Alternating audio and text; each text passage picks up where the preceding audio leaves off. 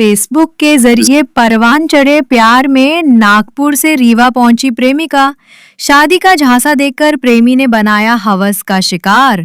अपराध पंजीबद्ध होने के बाद प्रेमी के परिजन टुकड़ों में काट कर जल प्रपात में फेंक देने की दे रहे धमकियां। पीड़िता ने डीआईजी से कहा करे जानमाल की रक्षा। फेसबुक से परवान चढ़े इश्क की खातिर 500 किलोमीटर की दूरी तय कर नागपुर से रीवा पहुंची प्रेमिका ने कभी ये सपने में भी नहीं सोचा था कि सोशल साइट्स के माध्यम से उसकी जिंदगी में आया सपनों का राजकुमार हकीकत की दुनिया शैतान साबित होगा। अपने प्यार पर भरोसा करने के बाद रीवा पहुंची प्रेमिका के साथ पहले तो शिक्षक के बेटे ने अपनी प्यार की पीगे मढ़ाई और शादी का वायदा कर उसका शारीरिक शोषण किया। और जब प्रेमिका ने अपने प्रेमी से शादी की इच्छा जाहिर की तो उसके सपनों के राजकुमार ने अपनी प्रेयसी से किनारा करना शुरू कर दिया।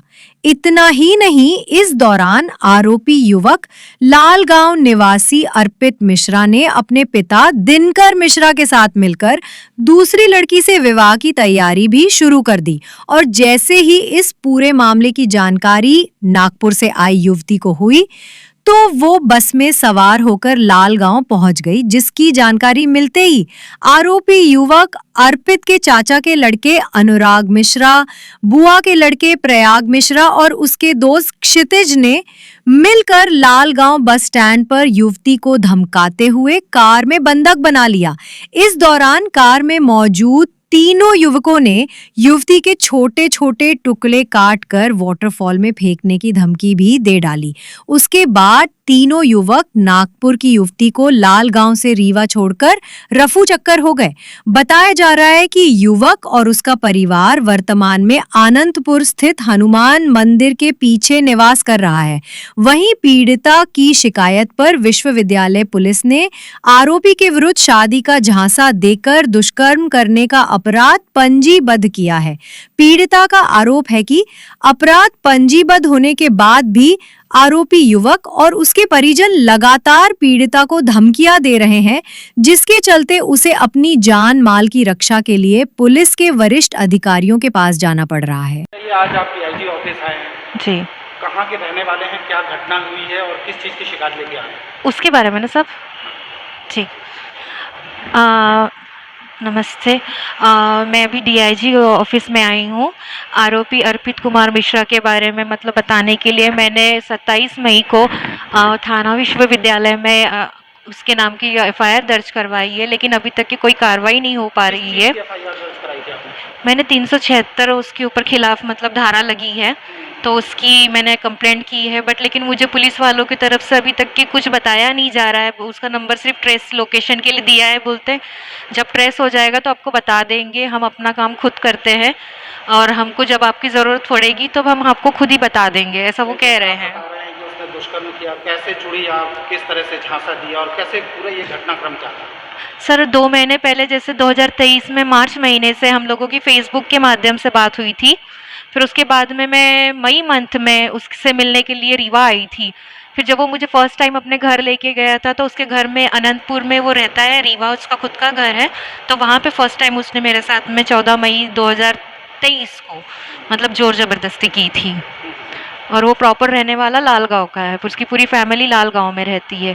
तो अभी तक के पुलिस वालों की तरफ से भी मतलब मुझे कुछ पता नहीं चल रहा है। उसने दुष्कर्म किया, क्या शादी का झांसा दे रहा था, क्या? फर्स्ट टाइम एक्चुअली उसने मुझसे कुछ पूछा ही नहीं, कुछ नहीं। मतलब मैं जब यहाँ आई थी मैं किसी को जानती नहीं थी, उसके घर पे रुकी थी, मैं अलग बेड पे सोई थी, वो अलग था। अचानक से वो मतलब उठकर आ गया रात में और मतलब वो स्टार्ट हो गया और मतलब मैं एकदम बहुत डर गई थी। और उसने आजू बाजू में मतलब चिल्लाने से भी मना कर दिया था, सब रिश्तेदार रहते, तो थोड़ा सा घबरा गई थी। पर मतलब मैंने ये किया था अपने आप को बचाने की कोशिश, बट लेकिन मैं बहुत चिल्लाई नहीं, क्योंकि मैं भी खुद डर गई थी कि मतलब मैं उसके घर गई हूँ तो लोग मुझे ही गलत कहेंगे। पर इस बात की जानकारी मैंने कुछ दिन के बाद में उसकी सिस्टर को दी थी कि उसके भाई ने मेरे साथ ऐसा ऐसा किया है करके।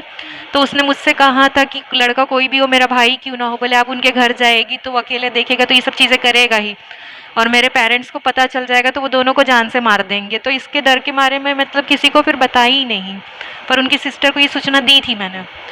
और मैंने अभी 2 साल से फिर उसका मेरे घर में लगातार आना-जाना रहता था, रात में भी कभी आता था, रात भर रुकता था, दिन में आता था, आस-पड़ोस सबको पता है ये सब चीज़ें और उसी के वजह से मतलब मुझे घर खाली करना पड़ता था क्योंकि वो नहीं तो आता-जाता क्या था। वो आपको शादी के आश्वासन दे जी, रहा जी, था? जी, जी। उसने हमेशा मुझसे ये कहा था कि मुझे आपसे शादी करने में कोई आपत्ति नहीं है और आप मुझे मतलब इतना मेरे प्रोग्राम को की समझती है तो आपसे शादी करके तो मतलब मुझे बेनिफिट ही है कि मतलब आपके साथ करूँगा शादी तो अच्छा रहेगा, ये सब चीज़ें कहता रहता फिर था। आप दोनों के बीच में अचानक ऐसी कौन-सी चीज़ें निकल के सामने आई कि दूरियाँ बढ़ गईं और मामला थाने तक पहुँच गया? सर 2 साल तक ऐसा कभी कुछ नहीं हुआ, उसकी जब शादी जुड़ी अभी तो जैसे मई मंथ में ये चीज़ें हुई, तो उसमें थोड़ा-सा परिवर्तन आने लगा कि वो बार-बार गाँव जाना और मुझसे मतलब जैसे हमेशा हर चीज़ शेयर करता था, अब बताता नहीं था। तो मुझे एक डाउट सा हो रहा था कि कुछ तो बात है जो मुझे वो बता नहीं रहा है करके। तो मैंने बाहर से मतलब जो भी संगीत फ़ील्ड से हमारे जुड़े हुए लोग थे, तो सबसे कॉल करके पूछने की कोशिश की पर उसने सबको बता के रखा था ये चीज़ कि मुझे ना बताया जाए करके। पर लेकिन मैंने बहुत इंक्वायरी करने के बाद बाहर से जैसे मैरिज गार्डन वगैरह से मुझे थोड़ा-सा पता चला, तो डेट कन्फर्म हुई मुझे कि मतलब 26 तारीख का उसका तिलक है लाल गाँव में उसके और 5 जून की शादी है कृष्णा गार्डन में रीवा से। तो मुझे जब पता चला तो मैंने उससे बोला कि इस बारे में बात करी कि घर वालों को बताओ अपने करके या फिर मैं बात करती हूँ अगर तुम नहीं कर सकती या मैं लड़की वालों को बता दूँ या तो फिर पुलिस के अलावा मेरे पास कोई ऑप्शन नहीं है फिर। तो उसने मुझसे वक़्त माँगा 25 तारीख को तक कि उसने मुझे लास्ट टाइम मतलब मैं 25 को पहले एफआईआर करने गई थी, तो उसने मुझसे कहा था कि मत करना एफआईआर वगैरह बोले मैं घर वालों से बात कर रहा हूँ, कुछ तो सॉल्यूशन निकालते हैं और मैं आता हूँ। आज ही आता हूँ या मैं कल तक के तुम्हारे पास आता है, 1 दिन का वक़्त मुझे वक़्त माँगा उन्होंने। तो मैंने कहा कि ठीक है इतना दिन दिया है तो 1 दिन का और वक़्त दे देती हूँ करके मैं। तो फिर 26 तारीख को उसने तिलक वाले दिन से फ़ोन ही उठाना बंद कर दिया मेरा। सुबह से शाम हो गई फ़ोन नहीं उठा रहा था मेरा। फिर मैं उसके घर लाल गाँव के लिए निकल गई। अकेली चले गई मैं बस में बैठ के।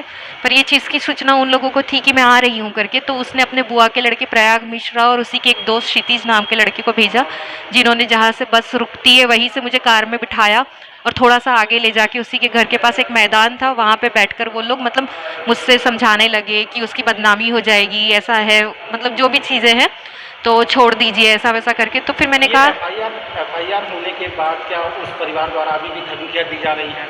जी, मेरे जो बयान है, मेरी पड़ोसी है जो यहाँ पे अभी रहती है, तो उसने मुझे बताया था कि वो कह रहे हैं कि मतलब अर्पित ने मतलब बोला है कि मतलब तुमने क्यों गवाही दी? अपनी गवाही वापस ले लो करके। ये सब चीज़ें बोली कौन जा सी रही है। धमकी दे रहा है? सर ये लोग मतलब इनके जितने भी रिश्तेदार हैं जैसे इसके चाचा का फ़ोन आया था मुझे उसके वो जो बुआ के लड़के वगैरह हैं इन लोगों ने मुझे कॉल किया था। उन्होंने गाड़ी में बैठकर भी मतलब मुझसे चीज़ें कही थी कि अगर हमारे घर वाले आपको देख लेंगे बोले लाल गाँव में, तो बोले आपके छोटे-छोटे टुकड़े कर आपको मार देंगे, पता भी नहीं चलेगा कब वाटरफॉल में फेंक दिया आपको करके। तो ये सब चीज़ें मतलब लोग बोल रहे थे। जी। क्या लड़के का नाम क्या है? आरोपी का नाम क्या है? अर्पित कुमार मिश्रा। पिताजी का नाम? दिनकर प्रसाद मिश्रा। रहता कहाँ है? ये प्रॉपर लाल गाँव का ही रहने वाला है और इनका अनंतपुर रीवा में भी खुद का घर है जहाँ वो अकेला रहता था।